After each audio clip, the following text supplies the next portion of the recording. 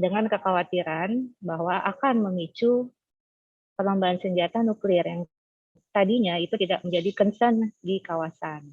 Kapal selam ini bisa diletakkan di dalam Laut Tiongkok Selatan ya, tanpa terdeteksi, dan itu bisa memberikan berbagai informasi intelijen juga untuk aliansi yang lain.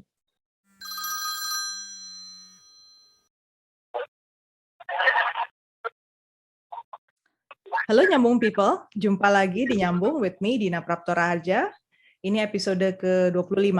Apa kabar? Semoga selalu sehat, lancar dalam tugas. Hari ini kita akan bahas kabar militerisasi di kawasan Indo-Pasifik. Ya, sambil memperingati Hari Pahlawan lah, 10 November. Relevan ya kalau kita bicara tentang dinamika kawasan dari sisi tataran keamanan, pertahanan, termasuk juga persenjataannya.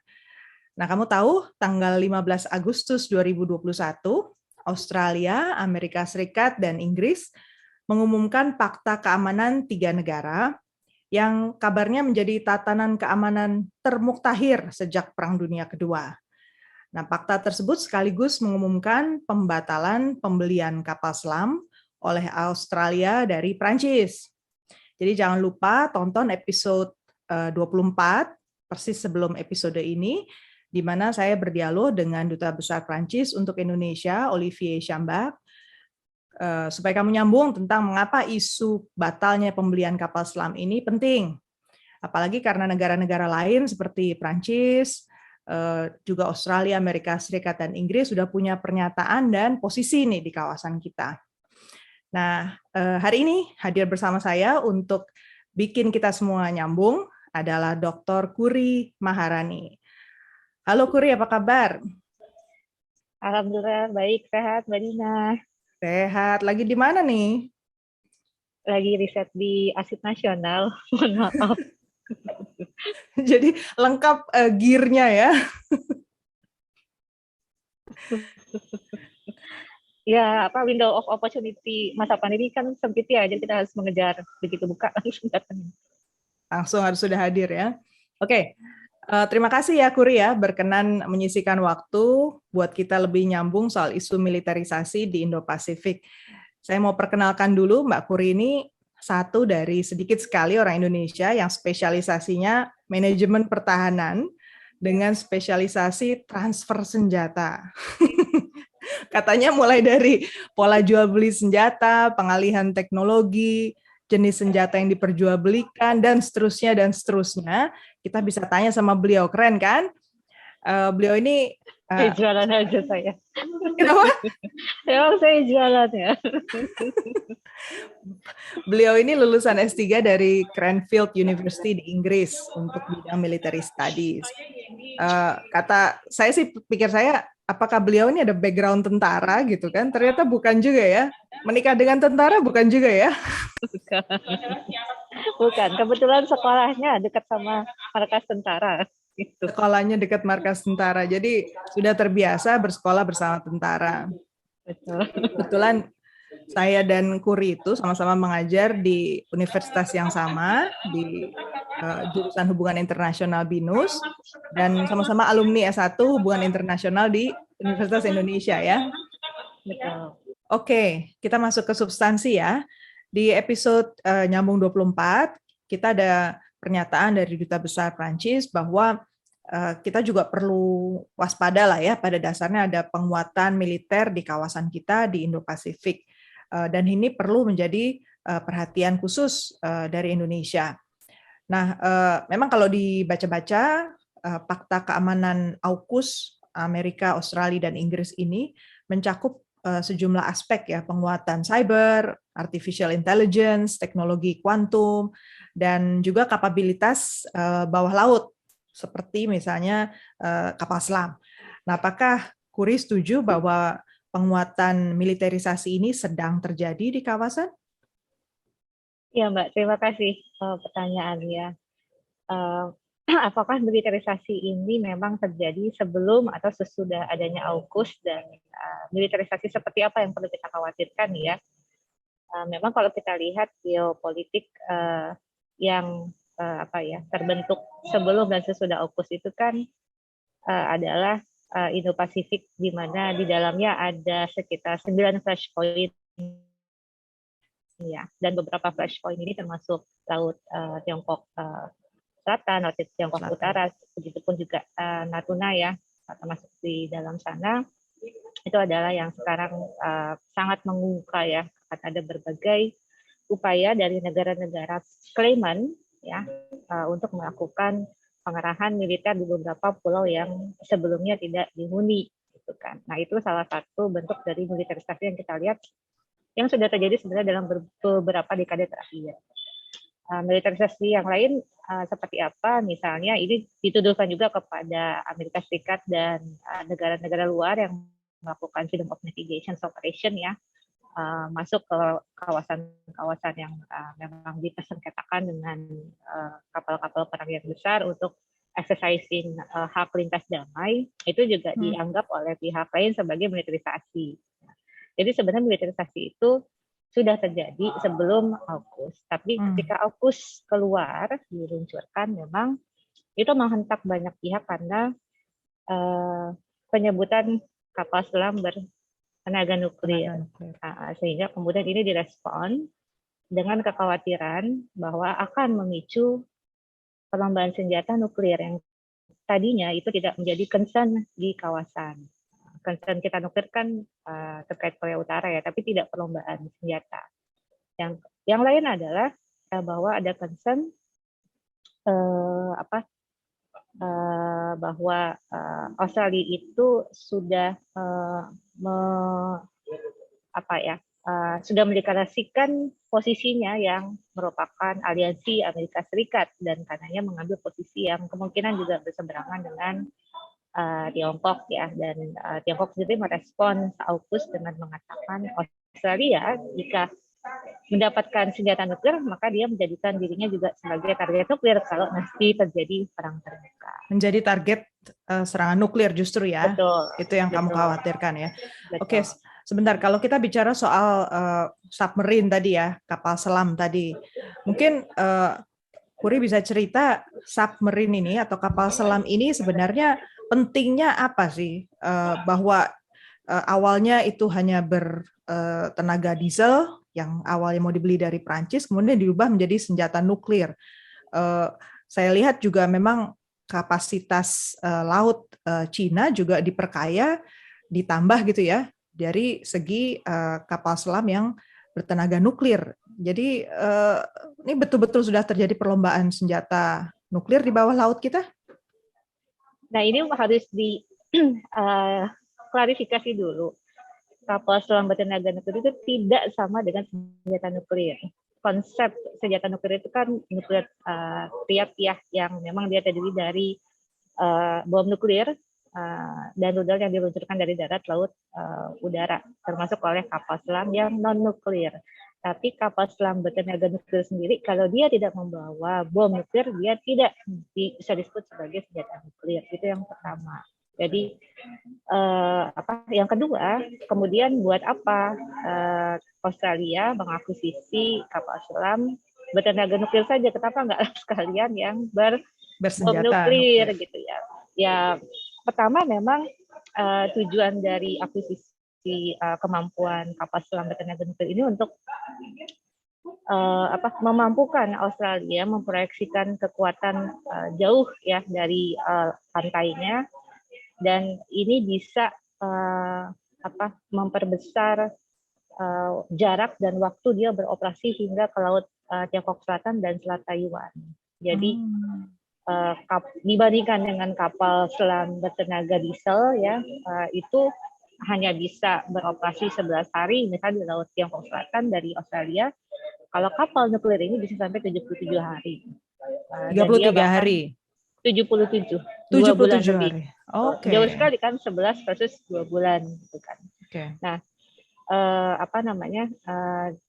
buat apa kapal selam ini sampai harus bisa beroperasi sekian lamanya? Macam-macam. Dia bisa untuk escort nanti ya kalau terjadi misalnya perang terbuka dia menjadi escort kapal-kapal logistik maupun kapal perang permukaan ya yang akan memasuki wilayah misalnya laut Tiongkok Selatan ataupun Selat Taiwan. Kemudian dia juga bisa melindungi kapal-kapal tersebut ya.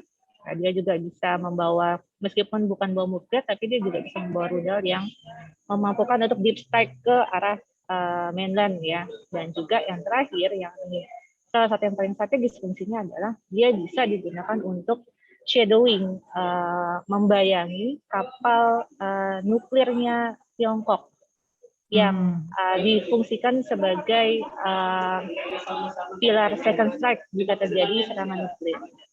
Jadi memang sangat strategis kapal selam ini bisa diletakkan di dalam Laut Tiongkok Selatan ya tanpa terdeteksi. Dan itu bisa memberikan berbagai informasi intelijen juga untuk aliansi yang lain. Oke, jadi secara garis besar, apakah menurutmu keputusan Australia untuk membeli senjata ini dengan bentuk yang seperti ini, ditaruhnya pun di Laut Cina Selatan ya, mengarahnya ke sana lah, Laut Tiongkok Selatan, ini satu keputusan yang membahayakan kawasan kita? Kalau membahayakan kawasan, mungkin saya share ini ya, gambar ya. Ya, silakan.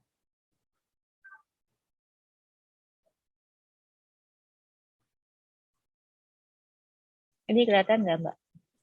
Nah, kelihatan, yes. Oke, jadi apa sih dampaknya terhadap kawasan keberadaan dari kapal selam nuklir ini? Yang pertama memang menjadi lebih sibuk saja laut kita ya. Kita kebetulan ada beberapa jalur lintas kepulauan yang melalui Indonesia ya yang bisa digunakan dari Australia ke arah atas ya untuk proyeksi kekuatannya. Dan kita juga bisa menduga bahwa Tiongkok pasti akan melakukan upaya untuk bagaimana caranya dia menahan kekuatan dari bawah dan dari sebelah kiri ya dari Selat Malaka, dan ini juga bisa jadi akan melewati wilayah kita dan wilayah negara-negara ASEAN. Kalau konfliknya tidak terbuka ya mungkin seperti itu saja. Jadi jalur laut kita itu menjadi lalu lintas kapal perang. Selama mereka mengeksersis hak lintas damai tidak ada masalah buat kita. Toh kita juga kemarin menerima perlintasan kapal selam nuklir Prancis ya, dan banyak juga kapal selam yang lewat saja nggak masuk ke permukaan, tidak seperti Prancis yang bilang permisi gitu ya, kemudian ada pasnya exercise.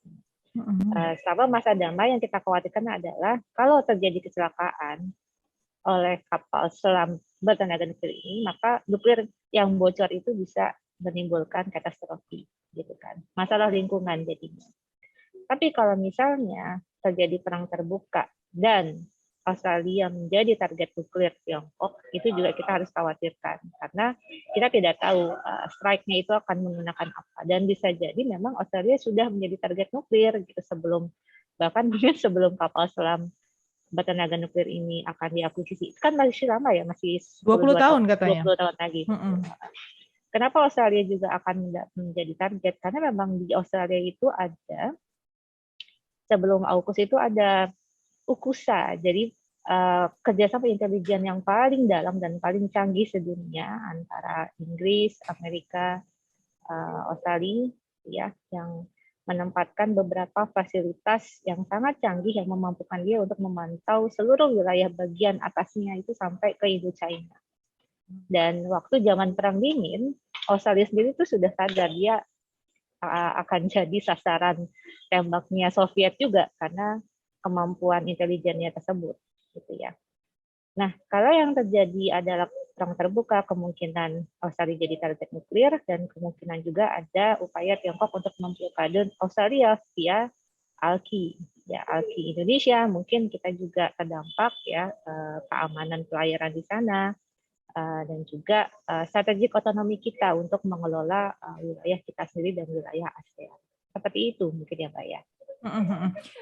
Betul, ini masalah strategik otonomi, artinya otonomi kemampuan kita ya untuk menentukan mau melakukan apa di kawasan yang notabene terbuka ya. ALKI ini alur laut Kepulauan Indonesia sesuai kesepakatan internasional kan memang harusnya dibuka ya. Betul sekali, Kak. Iya. Nah, kalau bicara tadi soal masih 20 tahun lagi lah ya, kapal selam itu baru jadi gitu kalau dealnya sama Amerika. Jadi ini ada pemunduran masa beroperasinya kapal selam tersebut kalau belinya jadinya dari Amerika dan bukan dari Prancis. Tapi beberapa hari yang lalu di South China Morning Post juga dikatakan bahwa sebenarnya China ini berbenah lebih cepat lagi. Mereka targetnya justru memiliki ada 8 nuclear power ballistic missile submarine gitu. Nah itu berarti bersenjata nuklir ya, Kuri? Iya, Mbak. Dari memang China punya beberapa yang bertenaga nuklir dan juga yang tadi ya SSBN yang memang digunakan untuk mengangkut senjata nuklir. Oke. Jadi kalau kita bicara soal kapasitas Indonesia lah ya, karena kita ada persis di tengah-tengah nih wilayah perlintasan ini semua. Apakah Indonesia dalam posisi yang diuntungkan atau justru Indonesia dalam posisi yang justru akan sangat rugi dengan berlanjutnya terus ketegangan antara Amerika dengan sekutunya dan China? Iya, apabila konflik terbuka, saya rasa negara seperti Indonesia yang mungkin at best bisa dikatakan sebagai middle power ya, itu tetap akan jadi pelanduk di antara gajah yang bertarung ya. Jadi kalau kita lihat dari perimbangan kekuatan, ini saya screen ya, perimbangan kekuatan antara AUKUS ya, vis-a-vis China ini sebenarnya masih berpihak kepada AUKUS jauh ya, AUKUS dan Quad kalau mau disatukan. Tapi memang secara ekonomi China itu kan mengejar bertumbuh dengan pesat. Nah itu yang kemudian memampukan dia untuk bisa mengalokasikan banyak sumber dayanya untuk riset-riset ke depan. Jadi untuk senjata-senjata yang dikatakan itu bisa menjadi senjata yang merubah atau mempengaruhi karakter masa depan, itu China sedang melakukan pengembangannya di garis terdepan, misalnya seperti hypersonic missile, ya. Kemudian under water unmanned vehicles yang katanya bisa menjadi pengganti kapal selam. Ya. Nah, belum lagi cyber, ya, artificial intelligence dan yang lainnya. Dan kalau misalnya China terus ya melaju pada percepatan seperti sekarang, tidak mustahil dia bisa menyamai atau take over Amerika Serikat ya. Meskipun banyak ahli juga mengatakan itu sulit karena sistem inovasi nasional Amerika Serikat itu sangat unik ya, kan didukung oleh individualisme, ya kebebasan inovasi dan sebagainya yang itu tidak bisa direplikasi atau diambil oleh negara lain. Tapi Indonesia itu ada di mana? Indonesia itu kalau di sini kan ada di kiri ya. Jadi posisinya Indonesia itu memang kita tuh kalau di dalam dinamika persenjataan kita tuh baru bisa memelihara senjata, kita bahkan belum bisa memodernisasi senjata kita sendiri. Belum memodernisasi, belum mampu. Belum. Sementara Amerika Serikat, China ini adalah mereka yang mampu melakukan revolusi Widayuda, artinya mereka mampu mengintegrasikan teknologi terbaru dengan doktrin yang sangat inovatif ya, sehingga mereka menjadi yang terdepan. Nah, apa yang terjadi kalau pelanduk seperti Indonesia ada di tengah-tengah ya konflik terbuka? Pilihan politik luar negeri kita kan memang netral ya, Mbak. Nah, netral itu kan berarti kita juga tidak boleh melakukan upaya yang bisa dilihat menguntungkan salah satu pihak. Apakah misalnya dengan menyediakan port kita untuk mereka replenishment kapal perangnya ya, atau sekedar membiarkan kapal mata-mata Amerika Serikat untuk turun saja kan kita menolak. Tapi bagaimana mungkin negara lain ini juga menghormati sikap netral Indonesia dan tidak semena-mena menggunakan wilayah lautnya untuk bertempur nantinya. Nah ini yang menjadi tantangan Indonesia dan ASEAN. Bagaimana netralitas ini juga harus dimiliterisasi agar punya daya tangkal yang tinggi terhadap mereka yang mau menggunakan wilayah kita. Nah itu tantangan kita ke depan. Ya, bagus. Kita bilang tadi daya tangkalnya ya. Jadi kalau bicara soal posisi kita ya, mengambil posisi, saya kira kalaupun mau netral, ya mesti jelas cara menangkalnya seperti apa, bukan kemudian diam saja ya. Eh, Betul, tapi Mbak. tapi mungkin bisa dipertajam lagi, bagaimana caranya kita masih tetap punya otonomi sendiri nih dalam situasi di mana dua kubu yang berhadapan-hadapan ini sudah punya agenda sendiri untuk memperkuat persenjataannya. Mau nggak mau kan negara di kawasan ini terdorong ya untuk mengikuti pola yang serupa. Itu yang disebut logika perlombaan bersenjata kan seperti itu ya. Bagaimana caranya supaya kita tetap bisa menjaga otonomi itu? Justru kita masih bisa membalikkan dinamika ini atau enggak menurutmu?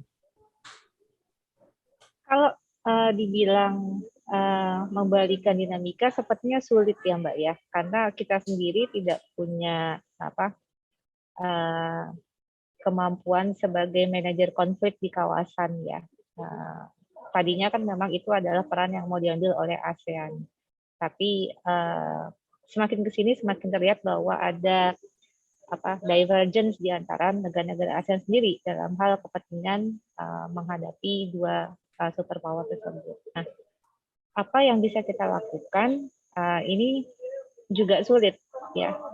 Bisa nggak kita menjamin netralitas itu juga berarti perairan laut kita itu dilindungi oleh hukum internasional ya, tidak bisa dipakai untuk berperang. Ini juga sulit karena rezim silence of communication itu kan tidak memperbolehkan kita untuk menutup baik itu di masa perang maupun masa damai ya. Nah, itu yang pertama. Yang kedua, kalaupun kita mau menutup, itu bisa dilihat sebagai menguntungkan salah satu pihak. Kalau kita menutup jalur ALKI, bisa jadi Australia melihat itu adalah upaya untuk mempersulit mereka, atau Tiongkoknya malah melihat yang kita berusaha untuk misalnya mengganggu jalur logistik. Nah, apa yang bisa dilakukan oleh Indonesia dan ASEAN ya? Ini juga ini pertanyaan satu, kiranya mungkin 100 miliar dolar ya. $1 million question ya. It's so unfair that you ask me this question. Paling nggak dari Kuri dulu deh, nanti habis itu kita cari jawabannya dari orang yang lain ya. Ya, kalau Indonesia kita relatifly dari dulu kan independen ya Mbak ya. Kita memang politik negeri kita memang ada kecenderungan ke salah satu poros memang ya, tapi sejauh militer kita bisa bilang militer kita adalah self reliant gitu ya. Jadi kita bisa bermain di antara negara superpower yang ada ya tanpa mungkin tergelincir dan dipertanyakan netralitasnya. Tapi berarti kan ini membutuhkan dukungan terhadap upaya militerisasi, bukan militerisasi, upaya untuk modernisasi kekuatan militer ya, bahwa kita harus punya minimal kemampuan untuk menangkal tadi ya kekuatan-kekuatan yang mau menggunakan perairan kita. Dan militerisasi ini kan harus ada minimum ya. Kalau dulu kita kenal minimum essential forces, nah sekarang itu harus dibuat oleh Pak Prabowo, oleh nanti Pak Jenderal Andika ya. Seperti apa sih minimum essential forces yang baru yang memampukan postur netralitas kita dipersenjatai sehingga punya daya tangkal yang cukup ya. Yang kedua ya, postur pertahanan kita harus bisa menunjukkan bahwa kita adalah defensif, kita tidak aktif tidak berusaha ofensif, untuk ofensif gitu ya. Karena kalau kita terlihat ofensif, intensi kita dipertanyakan gitu ya. Nah, bagaimana kemudian merumuskan postur yang defensif ini, itu juga tantangan Panglima dan Menhan masa depan ya. Saya rasa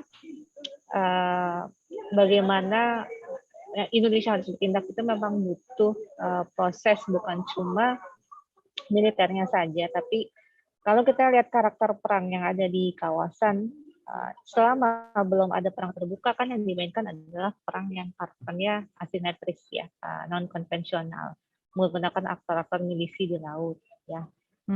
Ini juga membutuhkan aksi-aksi dari faktor keamanan non-militer, karena sedapat mungkin jangan sampai Justru konflik-konflik militernya seperti ya. itu dieskalasi menjadi konflik terbuka. Kita sama sekali tidak menginginkan itu, ya. Dan hal lain yang harus dilakukan adalah meskipun lelah, Indonesia tetap harus mendorong bahwa ASEAN tetap menjadi manajer konflik di kawasan. Jangan sampai kemampuan itu kemudian diambil alih oleh negara luar yang memang dari awal tidak netral dan memang punya kepentingan yang berbeda dari ASEAN. Mungkin itu Mbak jawaban 10 miliar dolarnya Mbak. Oke, nyambung people, sepertinya memang ini isu besar ya yang perlu kita cermati mumpung Hari Pahlawan. Sudah saatnya Indonesia juga melihat nih dinamika di kawasan hari ini supaya kita relevan, supaya kita nyambung dengan apa yang sedang dikembangkan oleh orang-orang di sekitar kita, negara-negara di sekitar kita.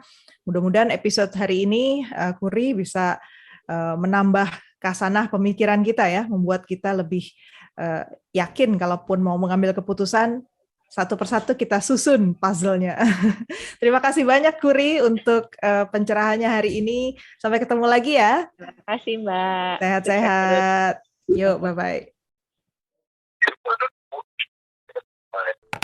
Jangan lupa like podcast ini kalau kalian menikmati diskusinya, komen apabila kalian punya pertanyaan atau pendapat, dan subscribe agar kalian tidak ketinggalan episode nyambung setiap minggunya.